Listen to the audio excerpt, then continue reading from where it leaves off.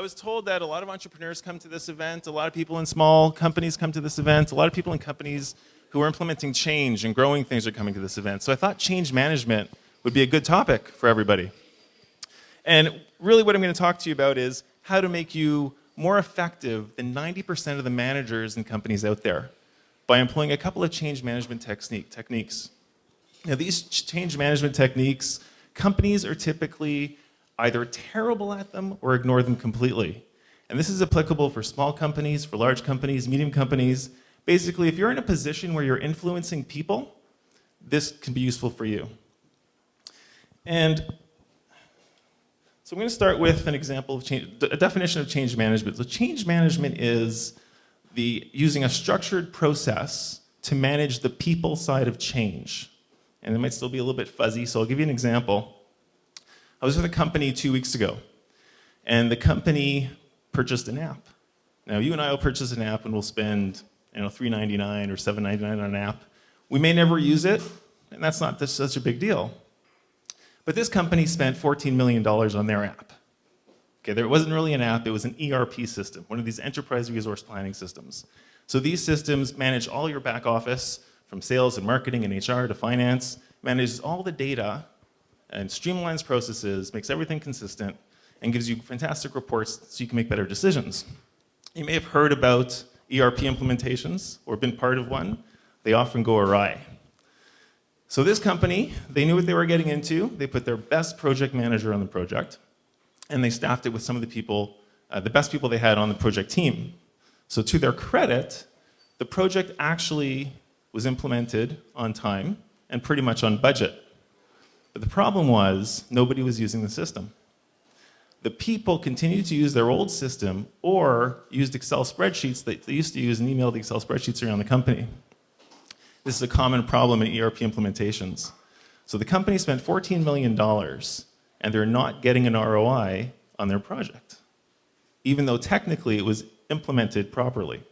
So they lacked the people side of change. And without change management, they won't be seeing an ROI on their $14 million anytime soon. I'm going to go over the two key things for change management. One is awareness and one is desire.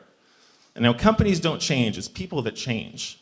And if you can tap into the individual change strategies for awareness and desire, you will be better than, again, like I said, 90% of the managers and companies out there. So before I get to that, even if you do all the work on change management and you prepare and you implement all the strategies proactively, things still get worse before they get better. And that's just human nature for change. And I'll give you a couple examples. Anyone here recently started a new job? Okay. So for the company that hired you, things get worse before it gets better. That's just the way it is. There's a bit of a dip in productivity because you're new, you're figuring things out. Then you hit your break-even point, and then you're returning much more than what they're paying you and doing quite well for the company.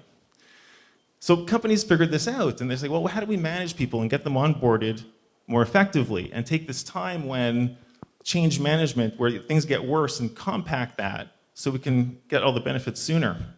So there's onboarding programs. They introduce you to people in the company who are leaders who can help you get things done. Maybe they set you up with someone else who's new in the company. Maybe they have orientation sessions and other things like that. And this helps kind of just make sure that that worst part gets more compact and they see benefits sooner. Another quick example is last year. So last year at my office, they changed the coffee system. So it used to be, I take my cup, I go to the machine, I press the button, have my coffee, I am good for the morning. I go in one morning and everything's changed. There's these little pucks of coffee grinds with about 10 different flavors to choose from, and this contraption that opens up, and I didn't know if I have to take off the tin foil off the coffee and put it in, I didn't know how to use it. It was a very stressful morning. And it wasn't just stressful for me, it was stressful for a lot of people. And productivity that day was in the pits. And I longed for my old coffee.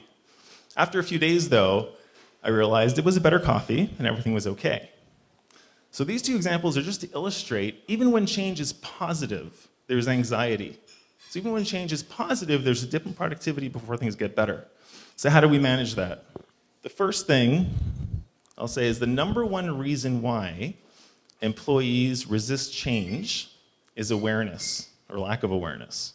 It's lack of awareness around why we need the change now, and what the consequences are of not changing. And those are rarely told to associates and explained properly.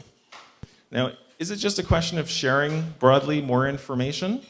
Well, that's required, but it's not everything in terms of getting people aware of what's going on. Because when people hear things, they walk away with a different interpretation based on their own individual concerns. And there's an example where the company that I'm talking about who does this change management methodology is called ProSci. And they are the world leaders in change management methodologies and research and tools. And they've done some studies that say, here's an example where the executive group was talking about the next year's plan. And the market research said the market's going to be going down by 3% this year. And based on the executive strategy, they decided to focus more on some areas of the company and less on others. So they had a mini town hall. Associates were there, and they talked about their change and their plan for the following year. Everyone heard the same information. As part of this change and focusing on certain product lines and no longer on others, there was a reorg as well. So as employees left the room, they surveyed the employees a few hours later and said, what did you get from that meeting? The first employee said, well, every time results are bad, there's a reorg. The second employee said, they're just trying to save costs. And the third employee said, well, we're reorging in order to remain competitive in the market. Everyone heard the same information, but they walked away with a very different understanding of what's going on. So what do you do about awareness? Well, the first thing is you need senior leadership involvement. And having a town hall with information is a good idea. But research shows employees need to hear the message 5 to 7 times before they begin to understand what it's about. So yes, employees want to hear from their senior leaders on the business change, but it can't be just one time. It has to be repeated through numerous communication vehicles. Then next, they want to hear from their immediate managers regarding what are the changes in role and impacts for them. And this also opens up a two-way dialogue for the person. You can speak and ask questions about things. Then the third one is make information available. So if the market is declining by 3% based on some industry report, make it available to associates to look at for themselves. The more information you can make available, the more employees will buy in to the strategy if they understand what's going on. So awareness is not achieved by messages sent, but really kind of how it's received. And it makes it very challenging. So you have to continue to do it at the senior leadership level, the immediate manager level, as well as making information available to associates. And speaking of awareness, there's one project that's more of a society impact and a society awareness that made this project successful. But when you go to a hotel, and you go to the washroom in the hotel, they have the towels, and there's a sign that says, if you'd like to reuse your towel, please hang it up. If you'd like a new towel, put it in the bathtub. So by show of hands, when people go to a hotel, how many people hang up their towels? Interesting, okay. So 30 years ago or so, when this project started, nobody would reuse their towels because the attitude was, I'm paying for the hotel room. I don't care if it costs a few extra cents for the hotel to wash my towel. But then over the years, we've heard messages around environmental sustainability and environmental impacts from politicians. We've heard it in the news. We've heard it probably from people we know who've talked to us about it, about being more environmentally friendly. So everyone became more aware of the environment and the impacts that phosphates have or using too much energy has. So now that program is more successful than it was years ago. Obviously not 100%, but when societal changes take a lot longer than business changes. But that's an example of where awareness has helped kind of improve some of the projects that are trying to be underway and they're good for the environment. Now, once we have awareness and we've heard the message 5 to 7 times, employees begin to understand what's going on, it doesn't mean employees buy into the change.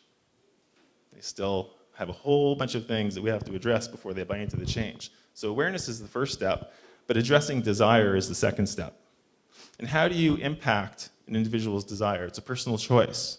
But there are some things you can do to help manage desire. So desire is an impact of what's in it for me, right? For an associate, how does this change impact me? Positively, negatively? Am I losing people, gaining people? More responsibility, less? Do I have to work more hours? What's in it for the associate? Another one is organizational culture. So has there been a whole bunch of change initiatives and they all failed? Well, this one, I'll just wait it out and hopefully it'll pass as well. Then there's the individual situation, which you may never really understand, because if the head office is moving from downtown to Mississauga and someone's downtown and they bring their son to daycare and they pick up their wife after work, it doesn't work for them to go out to Mississauga. You may never know why they don't support this change. And then, of course, the final one is intrinsic motivation. Some people are motivated by security. Some people are motivated by making more money. Some people are motivated by creating something special and new for the world. And some people are motivated by, it could be a variety of things, respect, for example, or even a title. Those motivate certain things. So to address those four things, again, you have to bring in the senior management. When employees have a business change, they don't want to hear from the project manager. They don't want to hear from their manager. They don't want to hear from HR. They want to hear from the senior business leaders in the company about the change. And those senior business leaders, they can't come for the kickoff and then disappear. So if you're one of those senior leaders, you have to continue to be active and visible throughout the project to gain support. Because associates will look at those senior leaders and align with what they support, and that will help their desire to kind of get behind a change project. The next one is you need those coaches. So your immediate manager is the one who will most likely understand what is your intrinsic motivation, because they're closest to you and manage you, or the associates that you manage. So those managers need to coach and have those two-way conversations with their associates.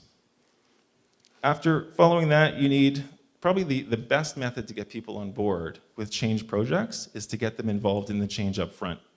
Get people involved with the testing, with the development, with basically anything regarding the project, and it'll help them after the fact to be much more engaged and involved and enthusiastic about the change. And then finally is aligning your incentive programs with the change. To make sure everything's aligned to push people in the right direction and motivate people to do the right thing and support the change of the company. So one last example on change management. There was a repair services organization. So this was a group of technicians, and they went into people's homes and they repaired major appliances, they repaired furnaces and air conditioners, and they were very good at what they did. The managers got together and said, well, we want these technicians to start selling things. We want them to upsell filters, and we want them to upsell extended warranty plans, and upsell a variety of other things because we need more revenue. So the first thing they did was train the technicians. And it didn't really work. The results were subpar. So they retrained the technicians, and the results weren't much better. So the next thing they did is they created a commission program. So whatever a technician sold, he would get a commission on. And this worked a little bit better, but still majority of technicians were not involved in the program. Then finally what they did is in their annual review, they put a requirement there that they had to sell a certain amount of add-on sales in order to even get an achieve in their annual review. And finally that got the technicians to sell pretty much exactly what the threshold was that they needed to sell in their annual review. And if you look at this, it's very interesting. So first, the company jumped to training. So they skipped awareness and they skipped desire. And had they used those two, they could have found a lot of information about what was important to technicians and how they could have made it successful. Then they jumped to commissions because in their own minds they said, people are motivated by money and we'll give them more commission and they'll sell. And they were very confused why it didn't work. But if you survey the technicians afterwards and you look at the group of technicians were very tenured. And these guys were typically very close to retirement age or at retirement age and still working. They basically had their standard of living and they weren't going to change too much to get a few extra $1,000 for the year. They were comfortable. It wasn't a motivating factor for them to introduce commission. And then finally, having something on their annual scorecard that rated the employee performance in the company, it did work somewhat. Not ideal, but from a technician standpoint, that was what was probably most important to them, was how they felt. They wanted to be viewed as good employees. They wanted to be viewed as productive employees for the company. And that was finally something that did work, but again, you can see the mistakes along the way, and the whole program could have been much better had they used change management. So just to summarize, for change management and the keys that will make you more productive and more effective than 90% of the managers out there, proactively use a change management methodology in your work for any change project. Expect things to get worse before it gets better and manage it, and just make sure that period of time where it gets worse, just make it as compact as possible. Focus on awareness to start off a change project. Why are we changing? Why are we changing now, and what are the consequences of not changing? And then motivate and foster desire in people to support the change. And if you can do that, your strategy, your initiative, your project, your company has a much greater chance of success than not using change management. Thank you.